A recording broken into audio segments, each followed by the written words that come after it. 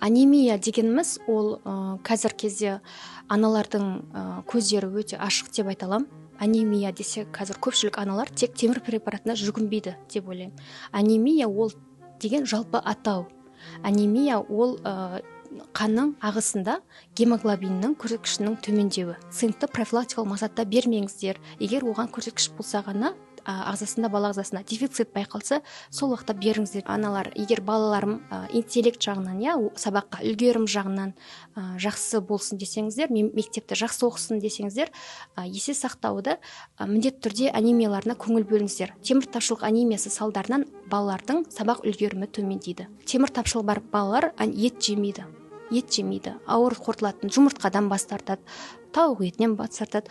Әсіресе нанға өте қатты тәбеті жоғары болады. Ұн тағамдарына, тәттілерге, осындай тағамдарға құмарлығы басым болып келеді.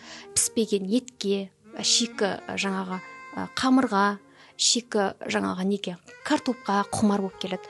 Кесек жейді, топырақ жалайды. Қазір анемияны емдеу үшін қандай анализ